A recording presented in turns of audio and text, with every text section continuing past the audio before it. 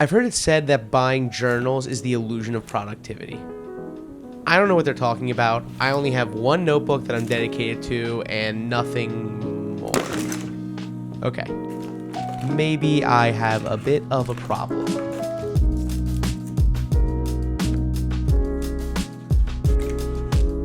I, along with countless others, have been keeping ideas, thoughts, passwords, so on and so forth in their Notes app. It's an incredibly useful tool that can be used for keeping track of a recipe you really enjoy, to writing a lengthy apology after being canceled. For me though, and I'm sure others, I enjoy keeping a physical copy of all of my million-dollar ideas. I know they say that writing things down helps it resonate and stick in your head better. I don't know if that's true or if I buy it. I just get a pretty sick thrill out of putting all of my ideas on paper instead of tapping it away in my phone. I also like the safety of a notebook, since the only way you can really lose those thoughts and files is if you lose or damage the journal itself. Now with phones, deleting tabs is as easy as anything, and God forbid you don't back up your phone to the cloud and something happens to it. Years of thoughts and data could be gone in a flash, and nobody wants that.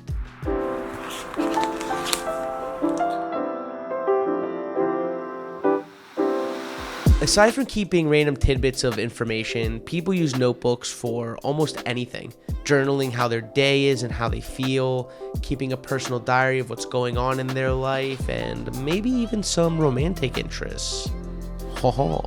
For me though, it's sort of this brain dump for whenever I get ideas for videos, ways I want to change up my style, hell, ways I want to change myself. It's a place where I can flip through those pages and see notes and thoughts that date back to when I started this journal in 2015 to now, where I am just about done filling up these pages in 2022. It's almost become a library for all of my ideas over the years. And then with all of this, there is the experience of buying a journal as well that I think is dramatically underrated.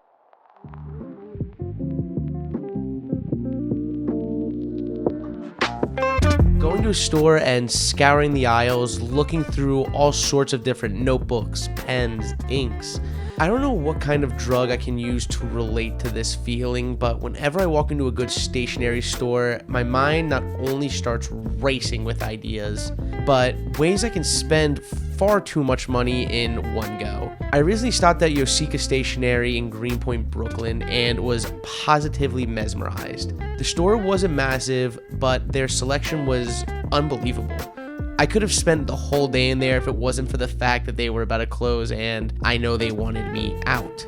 I was there for a reason though. I was interested in purchasing a planner for the new year. I've tried doing digital planners a la Google Calendar and other various apps, but they just don't do it for me. I can see myself staying more strict with this concept though if I have a physical version of it. It took every fiber of my willpower not to spend nearly $100 on this one-piece planner, but I thankfully though settled on some much more affordable options that had a very cute cat on it that reminded me of Edward. After purchasing a journal of any sort, there is also the experience of opening it up for the first time, flipping through the pages, and trying to figure out what the hell the purpose of said journal is supposed to be. And don't even get me started on the endless variety of journals and notebooks, from the separation of papers, whether they're lined, dotted, or just left blank.